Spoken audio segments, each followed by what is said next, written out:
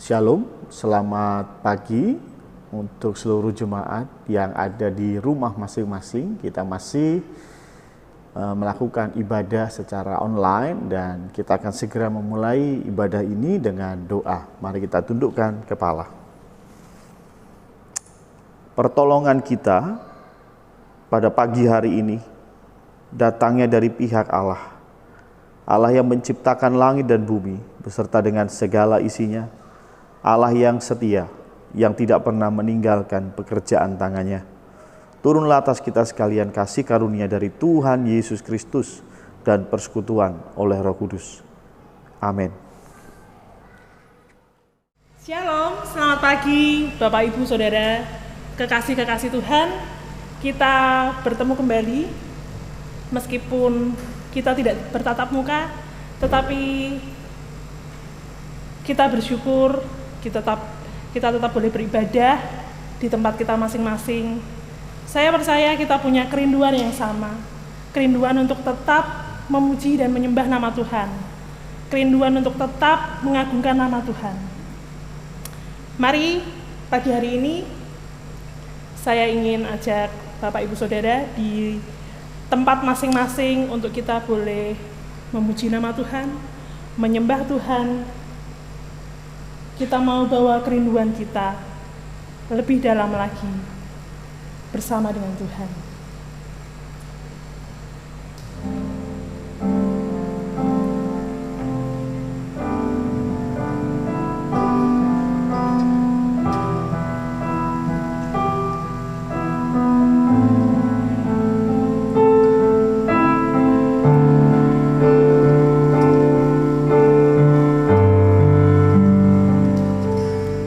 Lebih dalam lagi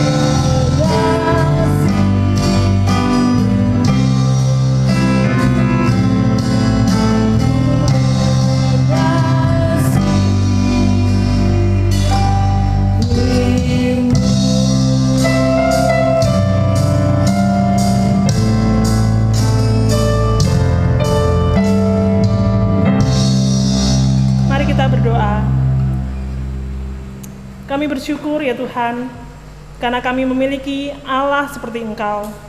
Allah yang terlebih dahulu mengasihi kami, Allah yang terlebih dahulu menyayangi kami. Dan kami pun bisa belajar kasih yang daripada Engkau. Kami mengucap syukur ya Tuhan, untuk apapun keadaan kami. Kami tahu kami memiliki Allah yang luar biasa. Allah yang memegang otoritas penuh di dalam dunia ini, di dalam semesta ini. Sehingga kami boleh mengandalkan hidup kami hanya kepada Engkau. Kami bersyukur ya Tuhan, kami tetap boleh beribadah, tetap boleh memuji, menyembah nama-Mu di tempat kami masing-masing. Kami mengucap syukur untuk itu semua ya Allah. Dan pagi hari ini, kami siap memuji Engkau dengan mulut kami. Kami siap menerima kebenaran firman dengan telinga kami, dengan hati kami dan pikiran kami. Kiranya Tuhan yang menyertai kami, Tuhan yang menolong kami, Tuhan yang memimpin kami dimanapun kami berada. Terima kasih Bapa, segala puji, hormat, kemuliaan dan syukur kami hanya kembalikan ke dalam satu nama, Tuhan kami, Yesus Kristus. Amin. Bapak, Ibu, Saudara, kekasih-kekasih Tuhan, kita percaya kalau Tuhan Yesus itu baik. Apapun kondisi kita saat ini, kita sudah pernah merasakan Tuhan sudah menolong kita di dalam kehidupan kita. Tuhan tetap menyertai kita sampai dengan hari ini. Dan tidak ada alasan untuk tidak percaya bahwa Tuhan Yesus itu baik. Tuhan Yesus baik dulu, hari ini, sekarang, sampai selama-lamanya. Tuhan Yesus baik.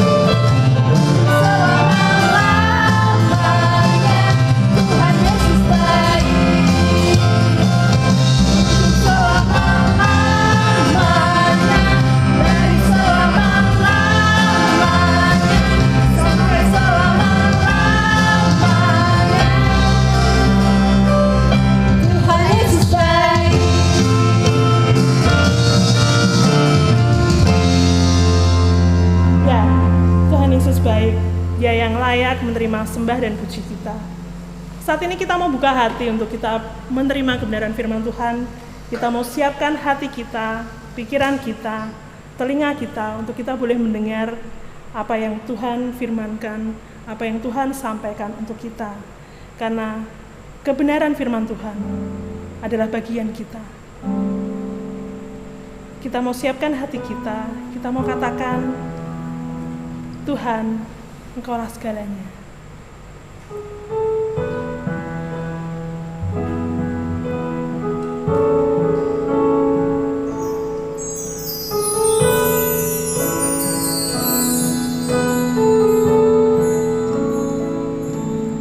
Kau Bapa yang mengasihiku, kuasa-Mu memulihkanku, hati yang baru Kau berikan untukku dapat melihat rencana-Mu indah bagiku.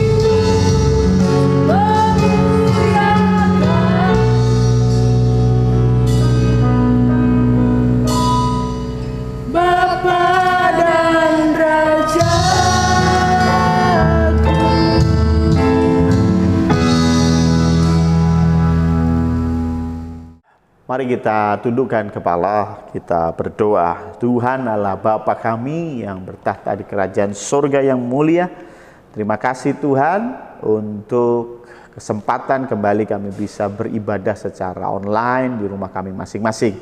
Kami bersyukur untuk tim PAW yang sudah memberkati kami, sudah memimpin kami dalam puji-pujian.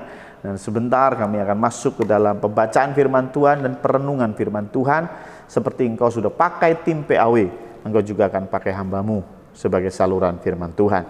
Terima kasih Tuhan, hanya di dalam nama Tuhan Yesus Kristus kami siap mendengarkan firman-Mu. Amin. Oke, ya, Shalom. Selamat pagi. Hari ini kita akan belajar kembali meneruskan yang menjadi tema bulan ini. Bulan ini kita bicara tentang salib, ya. Minggu pertama kita sudah bicara salib Kristus mendamaikan kita dengan Allah. Ya, kita yang tadinya adalah seterunya Allah, kita yang ada di bawah murka Allah, tetapi karena salib Kristus kita sudah didamaikan oleh Allah. Ya. Dan sekarang tema yang berikutnya, yaitu salib Kristus mendamaikan kita dengan diri sendiri. Ya, ada banyak orang yang tidak punya damai di dalam hatinya. Ya, tidak punya damai di dalam hatinya. Ada orang berkata bahwa kalau saya punya duit banyak, saya pasti damai. Ya, kata siapa? Ada banyak orang-orang kaya yang punya duit juga bunuh diri. Ya, karena apa? Karena tidak ada damai. Ya, kalau saya jadi artis terkenal, ya saya akan punya damai. Ya, ada banyak artis terkenal matinya juga karena bunuh diri, ya. Karena apa? Karena tidak ada damai di dalam hatinya, ya. Ada banyak orang sekali lagi yang tidak punya damai, ya. Dan yang paling terasa sekali adalah apa? Ketika mereka sudah berbaring di ICU, ya. Maka mereka ini orang-orang yang sudah tidak punya damai, ya. Mereka isinya khawatir dan takut. Ya, mereka takut sekali kalau mati. Ya, mereka khawatir sekali bagaimana nanti setelah saya mati. Ya, serius ya. Makanya ada yang berkata bahwa penginjilan paling gampang itu di mana? Di rumah sakit. Ya, ketika sudah dipasang alat-alat, udah titit, itu gampang, itu mau terima Tuhan Yesus, oh haleluya. Ya, tetapi intinya adalah orang manusia banyak yang khawatir, banyak yang hilang damai ketika mereka tahu mereka hidupnya terancam, ya. Mereka sebentar lagi mati, ya. Kalau masih muda, ya, duit masih banyak, itu biasanya nggak khawatir, ya. Tapi begitu sudah didiagnosa sakit kritis, kena COVID-19, oh my God, itu langsung drop, hilang semua damai sejahtera. Betul nggak? Ya, damai langsung hilang. Tetapi bagaimana dengan orang Kristen? Kita sudah ditebus dan itu semua karena kasih karunia Tuhan. Karena Yesus begitu cinta saya dan saudara. Makanya Yohanes 3 ayat 16 berkata, karena begitu besar kasih Allah akan dunia ini, karena begitu cintanya Allah kepada saya, dunia ini bicara kita, ya, bukan dunia secara materi, ya. Sehingga Tuhan, sehingga Allah telah mengaruniakan anaknya, telah mengaruniakan Tuhan Yesus yang tunggal, supaya setiap orang yang percaya kepadanya tidak binasa, melainkan peroleh hidup yang kekal. Ketika kita percaya kepada Kristus, kita nggak binasa.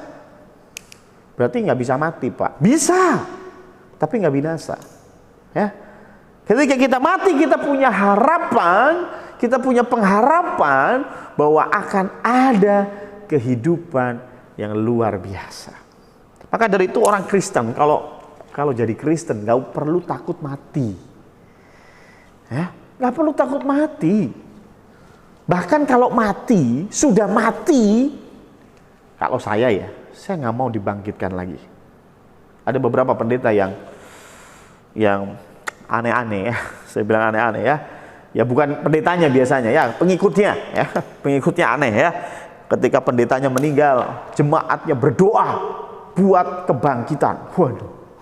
Ya, ketika ada jemaat yang meninggal, didoakan supaya bangkit. Ya. Kalau saya meninggal, please, please, ini permohonan saya. Kalau saya meninggal, tolong jangan ada yang berdoa supaya saya bangkit. Ya, kenapa?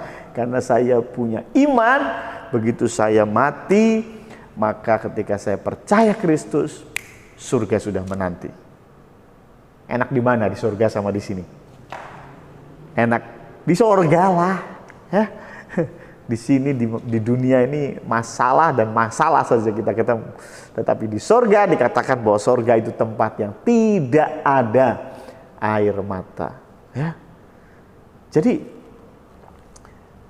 kalau kita mati nggak perlu takut, nggak perlu minta didoakan untuk bangkit. Kalau saya mati dan kemudian ada yang berdoa supaya saya bangkit, kalau memang betul saya bangkit, itu orang saya ketak pertama kali.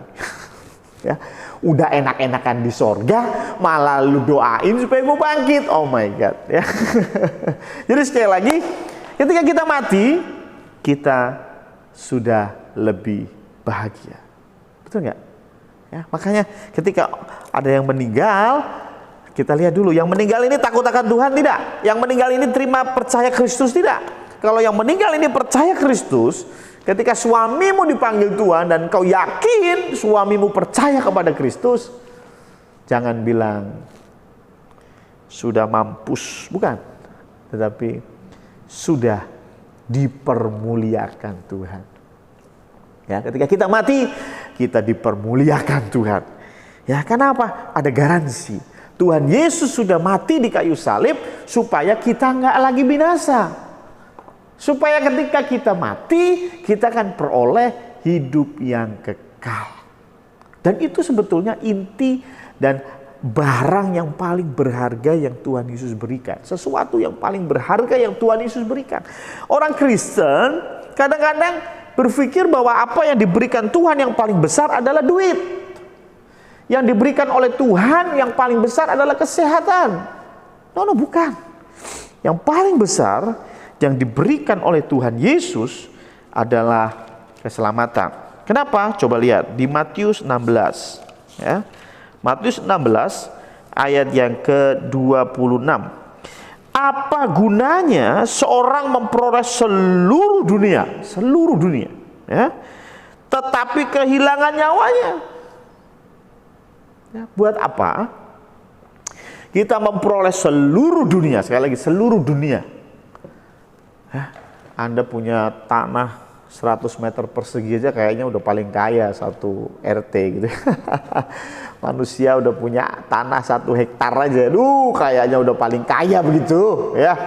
Kalau jalan udah nggak lihat tanah gitu ya, kalau jalan udah begini ya, karena apa? Udah saking merasa udah paling hebat, gitu ya. Kalau sudah punya rumah 5 itu kayaknya udah paling wah, ya.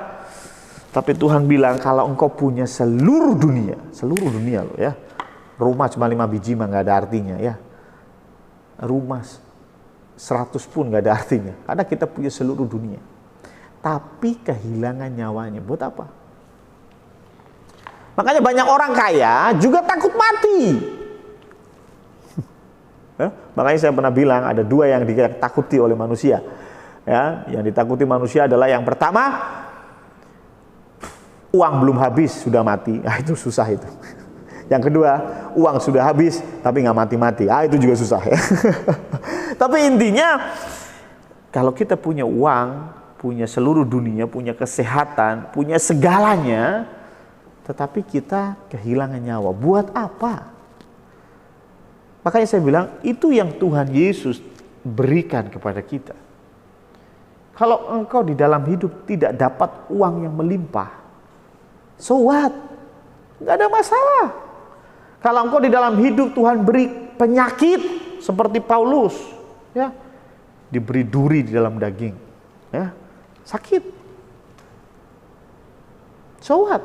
Tuhan sudah berikan yang paling luar biasa, yaitu keselamatan melalui salibnya. Ya. Jadi jangan pernah khawatir, karena setelah kita selesai dengan hidup ini, Tuhan sudah berikan surga, berikan kehidupan yang kekal.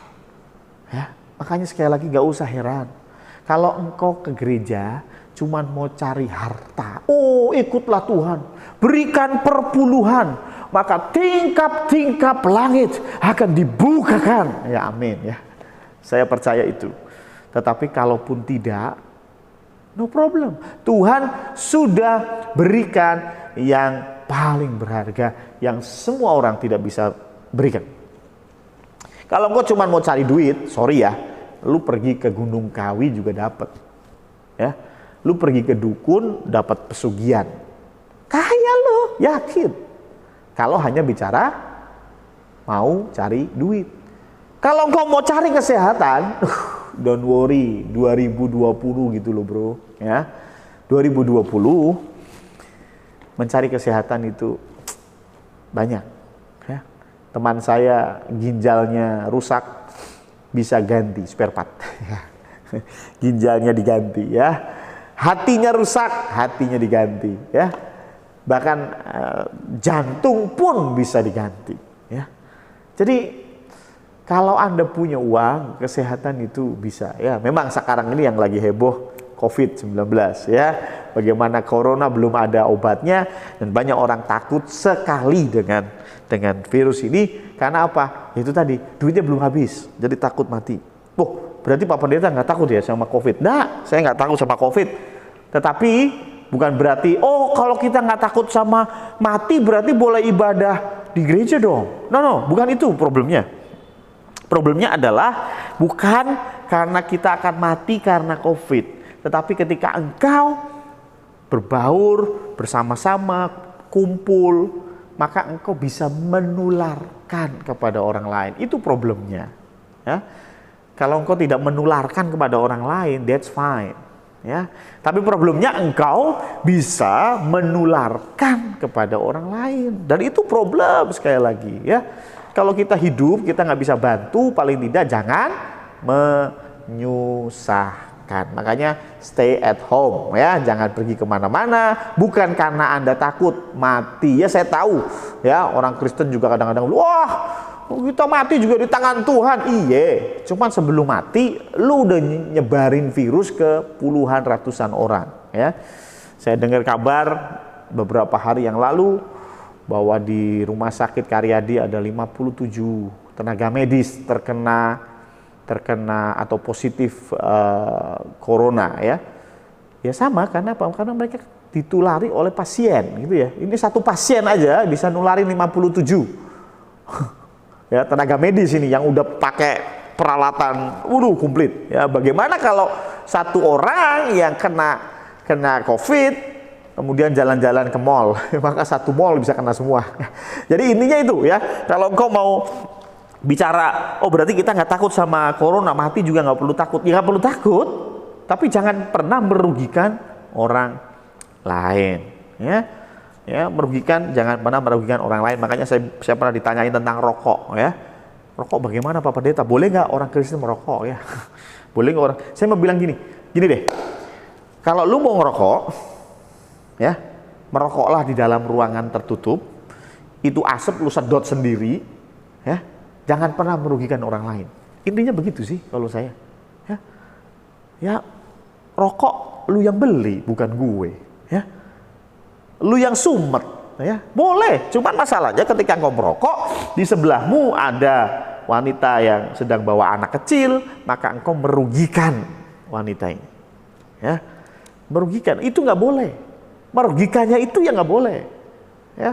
Lalu mau ngerokok aja, salah, tapi ya jangan ngajak-ngajak yang lain gitu ya. Tapi kalau bisa ya jangan merokok. Kenapa? Ngabisin duit, simpel kan.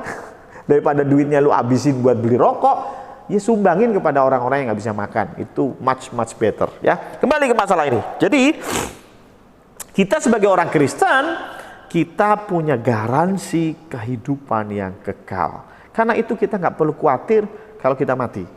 Bahkan kita nggak perlu khawatir bagaimana kita mati. Ya, ada banyak yang mengatakan bahwa kalau hidupnya itu penuh dengan dosa maka matinya rekoso, bahasa Inggrisnya ya. Matinya akan sengsara. Ya. Tapi firman Tuhan nggak berkata begitu. Ya. Ada banyak orang yang hidup benar di hadapan Tuhan, matinya juga tersiksa. Saya kasih contoh Stefanus. Ya. Stefanus itu jelas ditulis di dalam Kisah Para Rasul bagaimana Stefanus ini orang yang penuh dengan roh. Wow, penuh dengan roh. Tapi kita tahu bagaimana Stefanus mati. Ya. Stefanus mati dirajam batu. Itu kematian yang nggak enak, betul ya? Ya, jadi di dalam Tuhan nggak ada janji begitu. Ya, kalau engkau ikut Tuhan, maka engkau matinya nanti di kasur yang empuk, dikelilingi istri dan anak-anak. Enggak. Anda mau mati bagaimanapun juga, no problem. Engkau mau dikuburkan bagaimanapun juga, no problem. Engkau mau mati ketabrak truk, engkau mau mati jatuh dari pesawat, engkau mau mati tenggelam di laut, engkau mau mati kena virus corona, no problem. Makanya saya sedih sekali ketika ada yang bilang, aduh yang kena corona tuh hanya orang yang gak percaya sama Tuhan Yesus. Apa hubungannya cuy? Ya, Tuhan gak pernah janji seperti itu. Ya, ada banyak orang-orang yang matinya tersiksa. Anda tahu Rasul Paulus matinya kenapa? Dipenggal, sorry. Ya.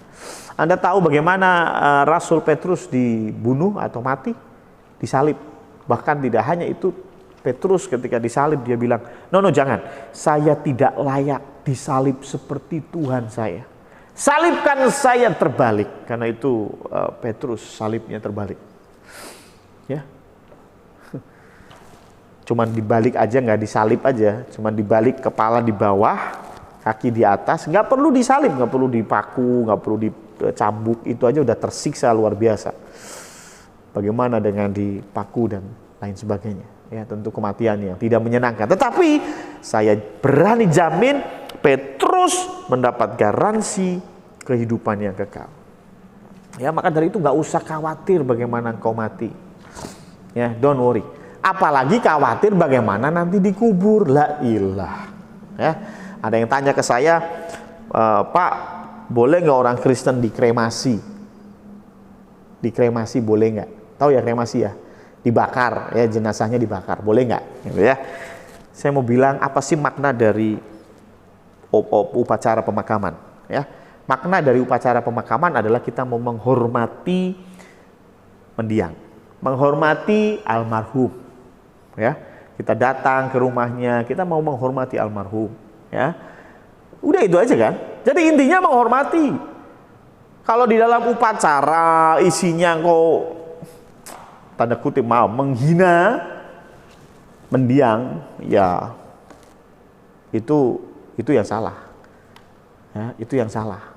Tetapi ketika engkau mau menghormati, bagaimana caramu menghormati itu terserah. Tuhan Yesus, Alkitab tidak pernah tulis secara detail. Makanya orang Kristen ada yang berdebat, ada yang bilang nggak boleh dikremasi.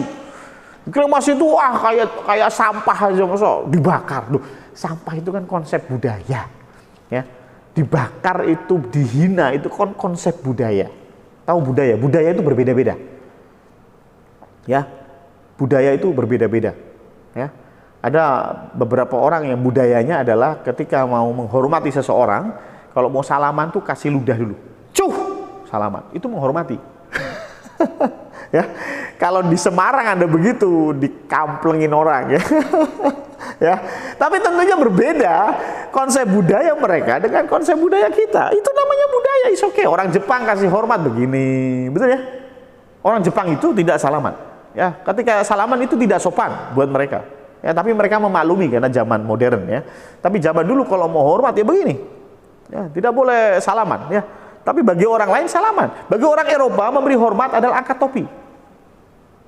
Itu budaya ya, it's okay. Nggak perlu diperdebatkan. Sama halnya dengan pemakaman ya. Bagaimana budayanya? Yang penting esensinya sama, yaitu menghormati almarhum ya.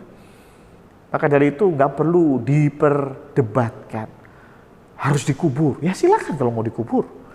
Dikremasi, silakan kalau mau dikremasi. Ya, kremasi boleh. Ya. Buat saya boleh, selama itu tadi nggak terus kremasinya dengan tujuan untuk menghina almarhum, ya itu salah. Ya, selama tujuannya baik. Saya pernah memberikan upacara untuk memimpin upacara kremasi. Ya, indah sekali bagaimana jenazah ditaruh di peti, petinya bagus, ya apa namanya ada bunga, ya ditaruh bunga, waduh cantik sekali, terus dimasukkan ke tungku dengan pelan-pelan, ya anak cucu datang semua, ya melihat kepergian emaknya, ya kemudian pintu ditutup, berdoa bersama-sama, baru dikremasi.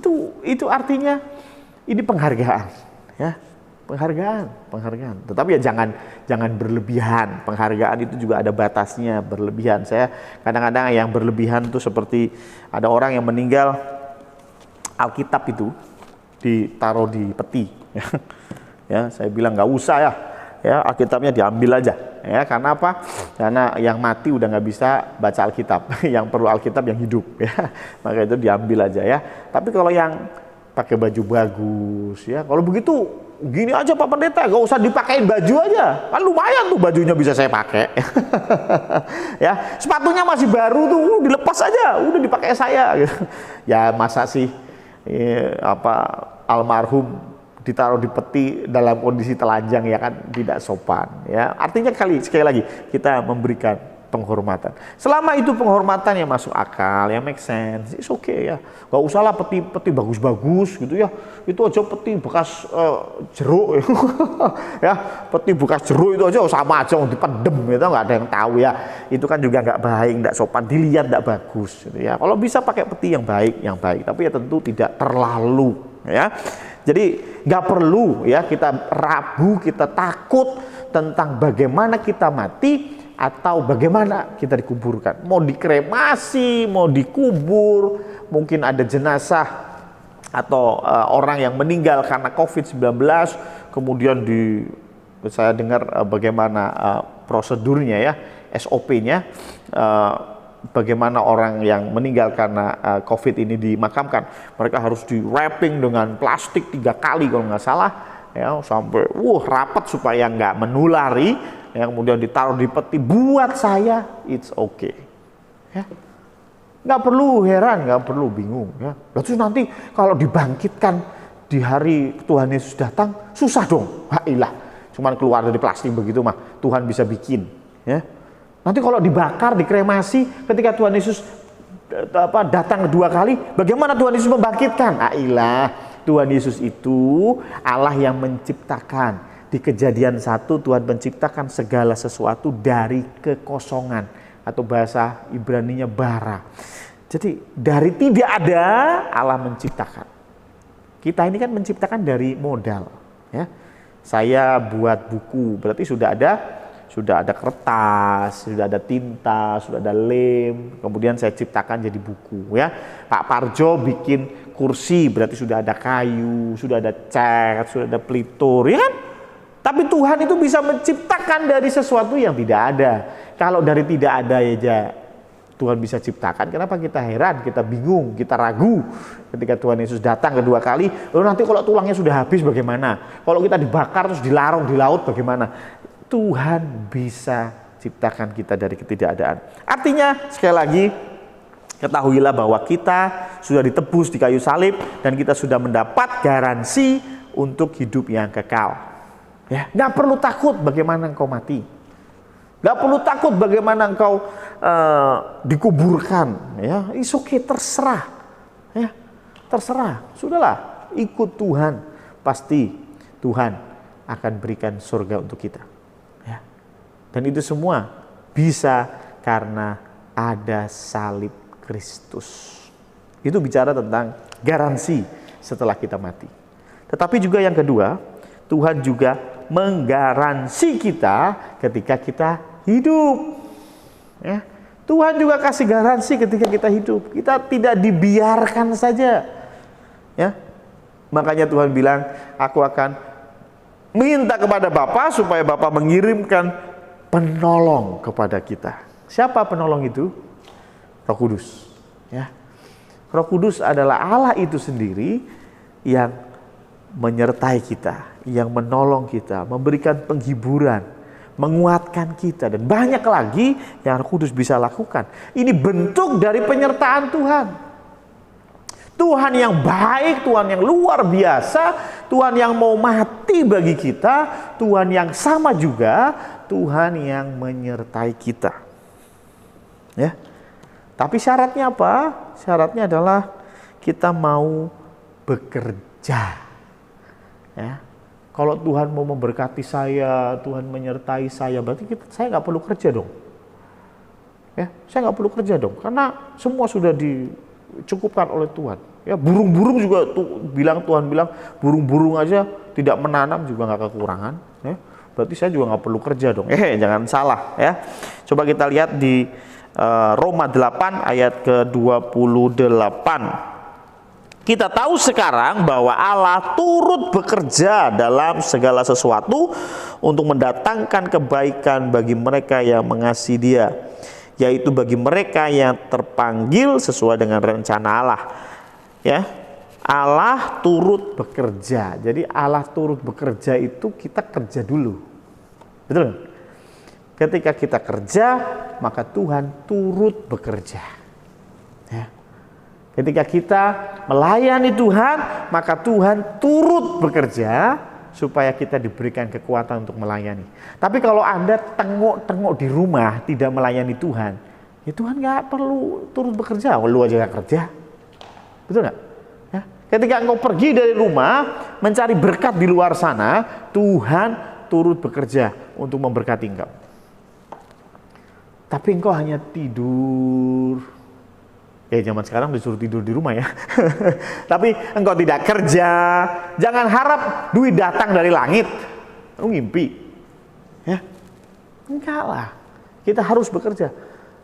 Wah, Tuhan kan akan merancangkan yang baik buat saya. Ya, udah tahu tensinya tinggi, sate diembat, durian diembat.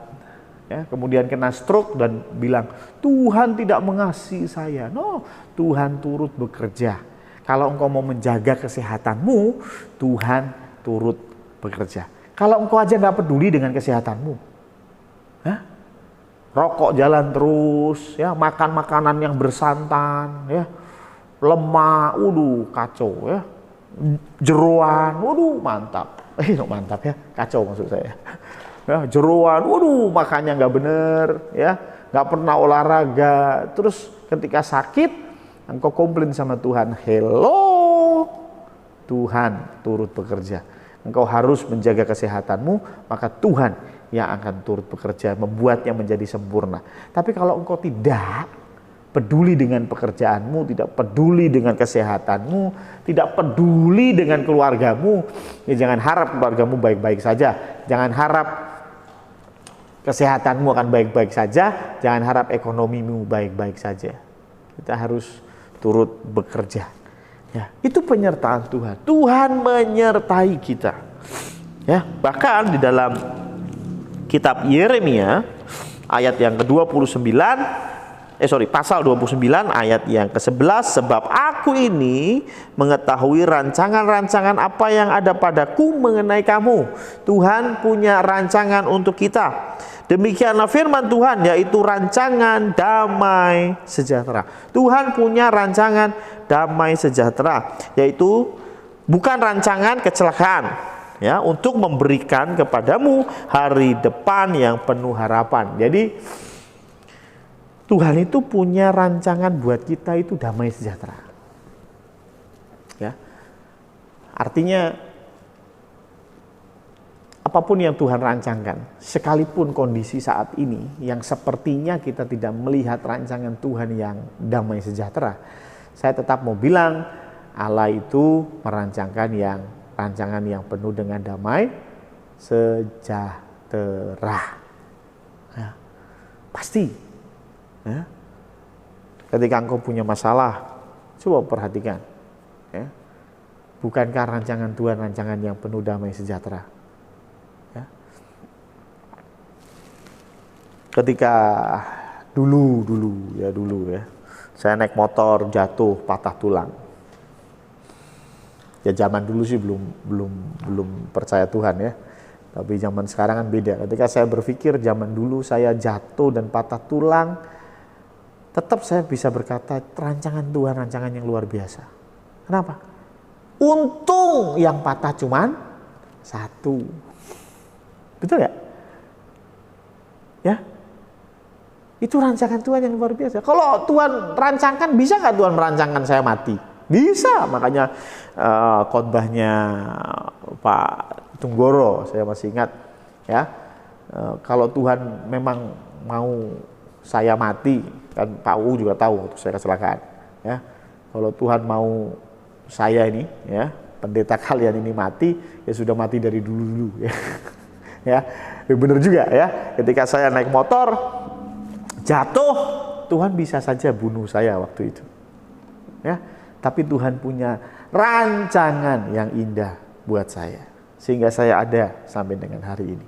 Ya, begitu juga dengan Anda. Coba ingat momen-momen di mana Anda mendapat masalah dulu, ya. Bukankah bisa saja itu menjadi lebih buruk, ya. Tetapi Tuhan tidak izinkan itu, Tuhan merancangkan yang baik. Maka dari itu hari ini pun ketika engkau bilang ini lagi ada badai resesi yang paling parah, saya mau bilang tetap Tuhan rancangkan yang baik.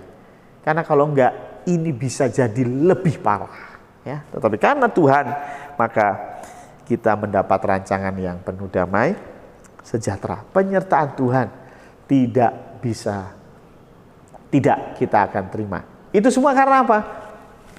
Karena Tuhan sudah mati buat kita. Ya, ketika kita sudah percaya Kristus, Tuhan mati buat kita.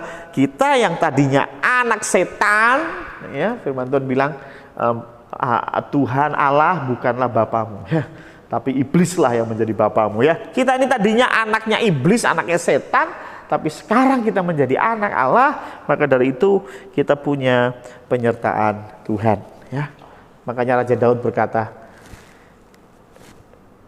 sekalipun aku berjalan dalam lembah kekelaman, ya, Tuhan tidak pernah berjanji kita selalu jalan di mall, ya. Tetapi terkadang kita juga harus jalan di lembah kekelaman. Tetapi gadamu dan tongkatmu selalu menghibur aku. Ini bicara tentang penyertaan Tuhan. Ini garansi karena Tuhan Yesus mati di kayu salib. Ini garansi kita nanti mati akan dapat surga, kita di dunia akan mendapat penyertaan Tuhan. Dan kalau kita sudah dapat garansi, maka damai itu ada di hati kita. Ya. Kita bisa berdamai dengan diri kita. Ya.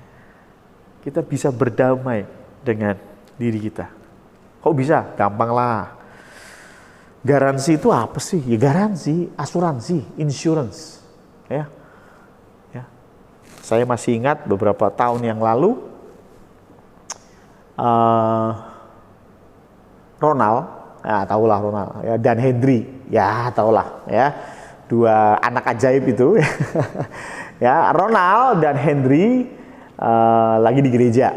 Ya, kemudian saya suruh Ronald, tolong mobilnya Om Yoyo dicuci. Ya, Ronald cuci mobil. Ya, dibantuin Henry. Ya. Kemudian Henry ini lagi belajar mobil, Henry ini waktu itu. Nggak tahu sekarang udah bisa apa enggak ya. Tapi Henry waktu itu sedang belajar mobil dan dia mau masukin mobil setelah dicuci, mobilnya itu mau dimasukkan ke dalam garasi ya. Ya, Henry tidak tahu bahwa bagian tersulit dari menyetir mobil adalah untuk parkirnya, betul ya. Kalau engkau cuma jalan di tol mah gampang ya, luas ya, ada jalan di jalan raya itu gampang ya. Tapi yang sulit adalah parkir. Nah, si Henry starter mobil, masukkan gigi satu dan mobil itu melesat dan nabrak tembok. Brak! Saya masih ingat lampu sebelah kanan ya, masih kanan tuh hancur ya, sampai hampir di ban ya, karena memang nabrak grill depan hancur ya, karena nabrak tembok ya, dan ketika kita semua melihat rekamannya di CCTV, aduh saya bersyukur sekali karena Ronald nggak kecepit ya, karena Ronald tuh pas di depannya mobil ya, hampir ketabrak ya. Ya, tapi puji Tuhan nggak ketabrak ya, hanya mobilnya hancur. Waduh, mobilnya hancur. Aduh, saya turun sambil aduh, ngapain lagi nih dua anak ajaibnya. Tapi saya tenang. Saya tenang. Yang penting Ronald, kamu nggak apa-apa, nggak apa-apa Pak. Henry nggak apa-apa, nggak apa-apa Pak. Saya tenang. Tahu kenapa? Karena saya punya garansi untuk mobil. Ya. Saya punya mobil, saya itu digaransi. Sehingga apa yang saya lakukan? Saya hanya perlu antar mobil itu untuk klaim garansi. Ya.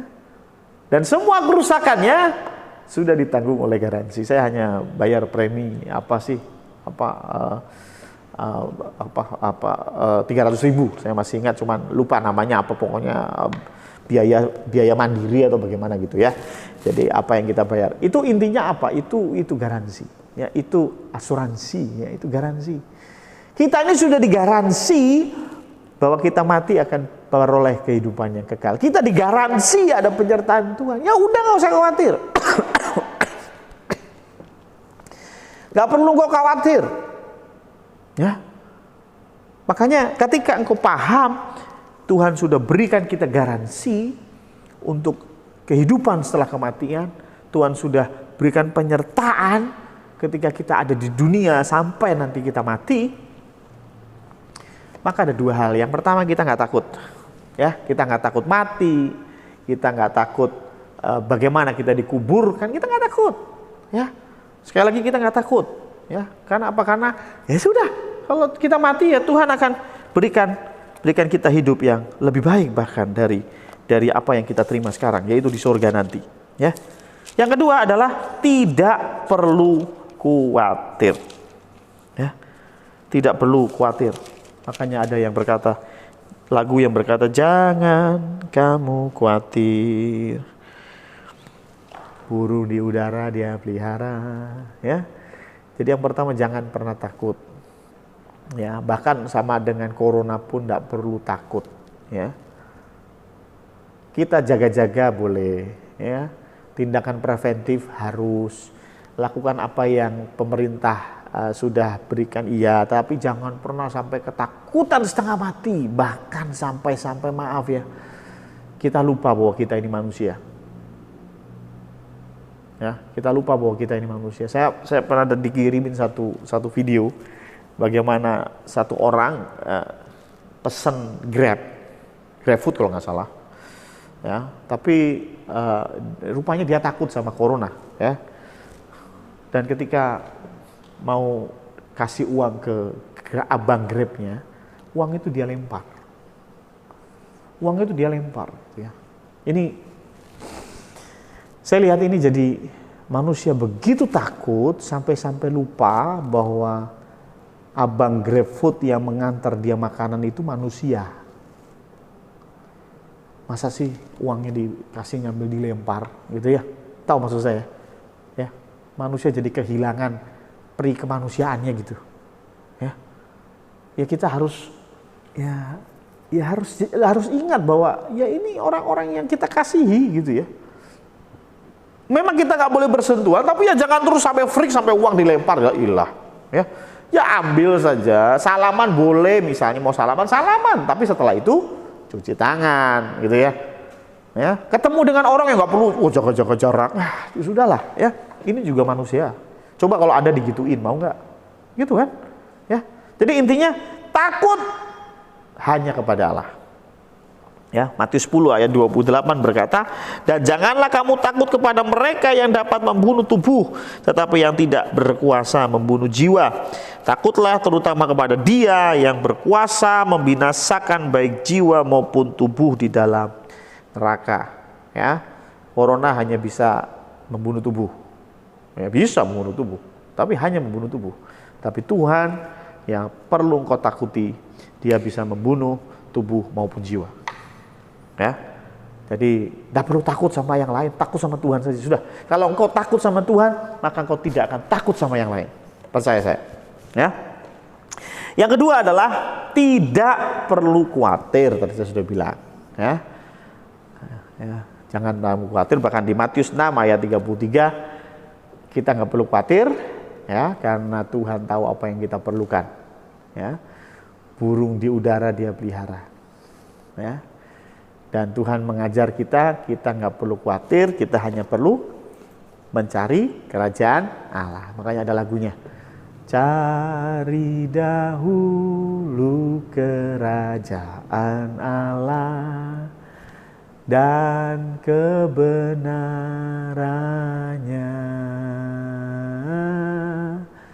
maka semua kan ditambah padamu. Haleluya, haleluya, haleluya,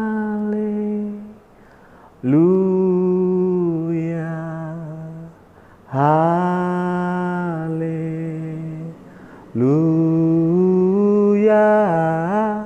haleluya,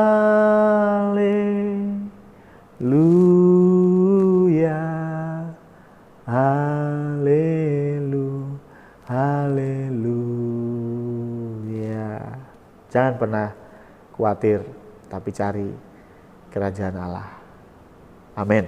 Mari kita tundukkan kepala, kita berdoa. Tuhan Allah Bapa kami, terima kasih Tuhan, karena firman Tuhan kembali mengingatkan kami bahwa kami tidak perlu takut, kami tidak perlu khawatir, karena melalui salib Kristus kami sudah dikasih garansi ketika kami mati, maka kami akan menerima surga. Ketika kami hidup, kami akan menerima penyertaan Tuhan. Terima kasih Tuhan, terima kasih. Biarlah firman yang kami dengar di masa-masa yang saat ini kami sedang berjuang bersama-sama, ini menguatkan kami dan memberikan kami pengharapan. Terima kasih Tuhan, terima kasih. Hanya di dalam nama Tuhan Yesus Kristus kami berdoa. Amin. Mari kita kembali berdoa untuk doa-doa syafaat kita. Tidak ada pengumuman, ya. Yang jelas kita masih beribadah secara online untuk beberapa waktu ke depan sampai nanti akan diinformasikan, ya. Dan gereja pun masih memberikan pelayanan secara offline, ya. Jadi kalau ada di antara teman mungkin, tetangga mungkin yang nanya, Condro ada ibadah nggak? Ada, ya, tetapi hanya untuk Anda-Anda yang tidak bisa ibadah online. Silakan datang seperti biasa hari Minggu jam 6:30 malam. 6:30 pagi, maaf ya. Ya, Minggu jam 6:30 pagi silakan datang ke gereja, ya. Masih ada. Dan puji Tuhan yang datang juga tidak terlalu banyak, sekali lagi karena memang kami tidak ingin banyak-banyak, ya. Yang terbanyak itu kemarin Paskah itu 12 orang yang datang, ya. Ya, jadi yang bisa online lebih baik online. Kalau memang tidak bisa dan tidak mengerti caranya, ya kasih tahu saja ke teman-teman kita jemaat Condro yang mau ibadah, silakan datang ke gereja jam 6:30 pagi setiap hari Minggu. Dan untuk persembahan juga terima kasih untuk teman-teman yang sudah memberikan persembahan, baik dibawa ke gereja, ya, ada beberapa yang sudah saya terima juga, ya, dibawa ke gereja, ada juga yang transfer, ya, sekali lagi terima kasih, ya. Untuk teman-teman juga bisa disimpan dulu di rumah, taruh di amplop, nanti setelah ini selesai bisa dibawa ke gereja. Ya, itu untuk persembahannya, ya. Itu sekali lagi terima kasih banyak untuk perhatiannya. Kita akan kembali berdoa untuk doa-doa syafaat kita, dan sekaligus juga saya menutup ibadah pada pagi hari ini. Mari kita berdoa. Tuhan Allah Bapa kami, terima kasih Tuhan, terima kasih untuk penyertaan-Mu di ibadah online pada pagi hari ini, dan biarlah melalui ibadah ini kami tetap mendapat semangat yang baru dari puji-pujian. Kami tetap bisa mendengarkan firman Tuhan untuk menguatkan kami. Kami berdoa untuk kondisi bangsa dan negara dalam perjuangan melawan corona ini. Engkau juga yang akan pakai para pemimpin untuk terus bisa memberikan sosialisasi, berikan juga kepada setiap masyarakat Indonesia kedisiplinan sehingga ini semua bisa cepat berlalu. Kami juga berdoa untuk para tim medis yang ada di benteng pertahanan terakhir, Engkau juga yang berikan kekuatan kepada mereka. Kami juga berdoa dan bersyukur untuk para donatur yang sudah memberikan sebagian berkatnya untuk menjadi berkat bagi banyak orang. Engkau juga yang berkati mereka. Kami juga berdoa untuk orang-orang yang khawatir akan hidupnya, khawatir akan masa depannya, ketika mereka melihat pekerjaan mereka mulai berkurang bahkan hilang. Engkau juga yang berikan mereka penghiburan. Terima kasih Tuhan, jadikan kami sebagai terang Kristus di tengah-tengah kegelapan yang saat ini melanda bangsa Indonesia. Kami juga berdoa Tuhan untuk kami semua yang sudah beribadah secara online, kami yang dalam ketakutan, kami yang dalam kekhawatiran, sudah Engkau jawab melalui firman Tuhan. Kami yang datang dengan masalah, Engkau juga sudah berikan jalan keluar. Kami yang sakit, Engkau berikan pemulihan. Terima kasih Tuhan, terima kasih. Dan mari kita tutup ibadah kita dengan doa berkat. Terimalah berkat Tuhan, Tuhan memberkati engkau, Tuhan melindungi engkau. Tuhan menghadapkan wajahnya kepadamu dan memberikan engkau damai sejahtera. Dari sekarang sampai selama-lamanya. Amin.